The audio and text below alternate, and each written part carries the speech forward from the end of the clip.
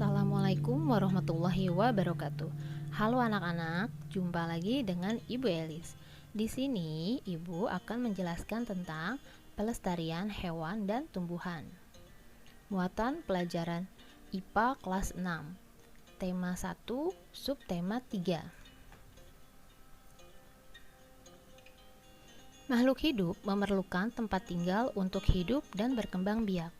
Tempat tinggal makhluk hidup disebut dengan habitat. Contohnya hutan.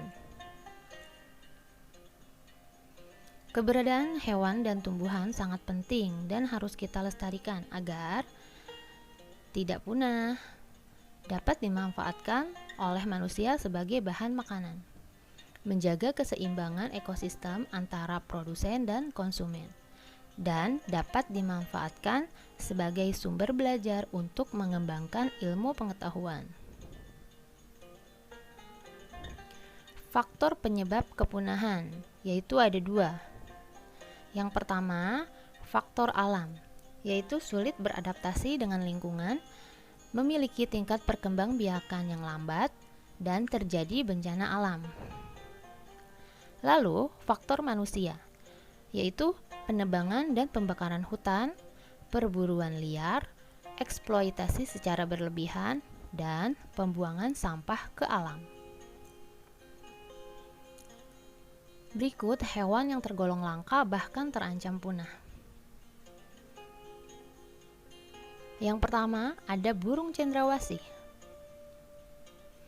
Burung cendrawasih hanya ditemukan di Papua. Bulu burung cendrawasih sangat indah sehingga dijuluki dengan burung surga. Oleh karena itu, burung cendrawasih banyak diburu dan tergolong hewan langka. Lalu, badak bercula 1. Badak bercula 1 hidup di Ujung Kulon, Banten. Populasi badak bercula 1 semakin menurun karena perburuan liar sesuai namanya, yaitu mempunyai 1 cula, yaitu di atas hidungnya.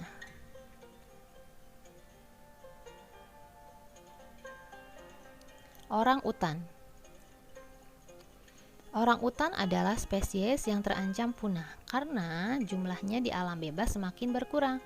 Berkurangnya jumlah orang-utan disebabkan perburuan liar dan kerusakan habitat akibat pembukaan lahan hutan untuk pemukiman dan perkebunan. Komodo. Komodo adalah kadal terbesar di dunia, sehingga sering disebut dengan kadal raksasa. Komodo hidup di Pulau Komodo, Nusa Tenggara Timur. Keberadaan komodo terancam punah karena menurunnya populasi komodo disebabkan oleh perburuan liar, perubahan lingkungan, dan berkurangnya sumber makanan.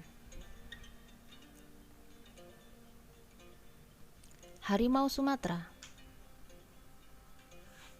Jenis harimau terakhir yang masih hidup di Indonesia yaitu harimau Sumatera. Harimau Sumatera ini terus diburu karena meningkatnya permintaan bagian tubuhnya. Kulit harimau banyak dimanfaatkan untuk berbagai keperluan seperti tas, sepatu, ataupun bahan pakaian lainnya. Harimau Sumatera akan punah jika diburu terus oleh manusia.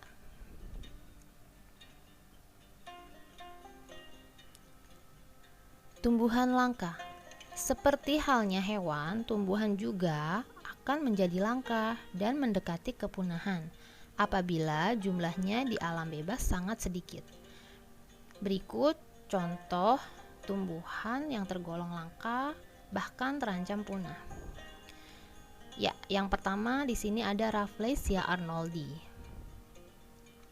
Bunga Rafflesia arnoldi terdapat di hutan-hutan Sumatera dan sebagian Kalimantan. Bunga ini hidup parasit di tumbuhan menjalar. Kuncup bunga ini dapat dijadikan obat sehingga sering dicari oleh orang. Kemudian, Amorphophallus titanium. Amorphophallus titanium merupakan tumbuhan dengan bunga terbesar di dunia.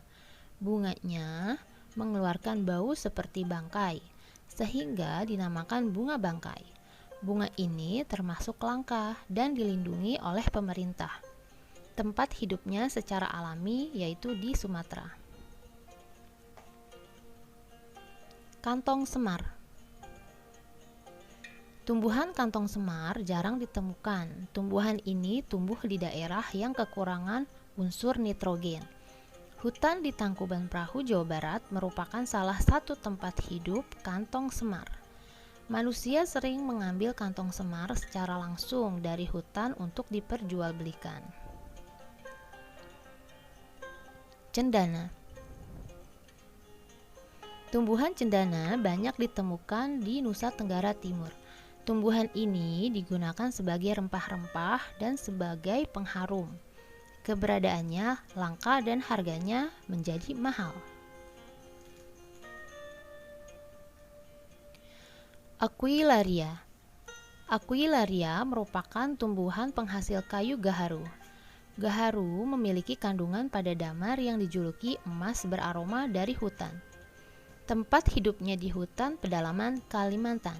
Harga jual tumbuhan ini mahal sehingga banyak diburu orang. Keberadaannya sekarang sangat mengkhawatirkan dan terancam punah.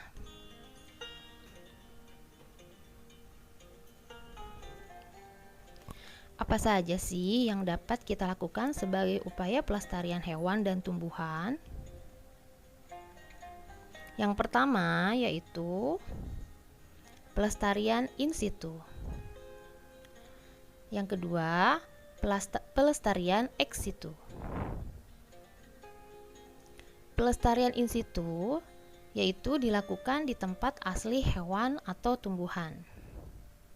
Contohnya,